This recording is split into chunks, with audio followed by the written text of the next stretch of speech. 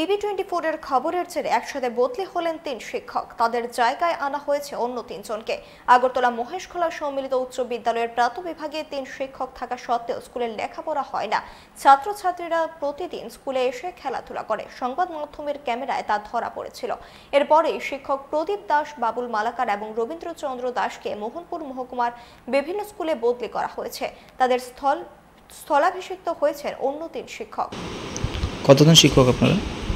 এখন আমরা আছি ৩ জন। কবে নাগাদ আপনারা এসেছেন? আমি জয়েন করেছি গত 18 তারিখ। আপনার উনি করেছেন ওই 19 তারিখ। তো আমাদের অফিস থেকে যে অর্ডার দেওয়া হয়েছে ডেপুটেশন 1 বছরের, তো সেই হিসেবে আমাদের স্কুলে এসে জয়েন করা। আর বাকি যে 3 জন স্যার আছে তাদেরকে কোথায় দেওয়া হয়েছে? যাদের স্কুলে ছিল একজন গান্ধীগ্রাম, একজন সিমনা, আর একজন মোহনপুর। এখন স্কুলে কি নতুন স্যার আইছে তোমরা? কয়জন? 3 জন। বাকি স্যাররা কই? তারা কবে গেছে? কালকে। তখন নতুন ছাত্ররা কি ক্লাস করেছে নাকি আগে স্যারের মতন ক্লাস ফাঁকি দেয়? না, ফাঁকি দেয় না।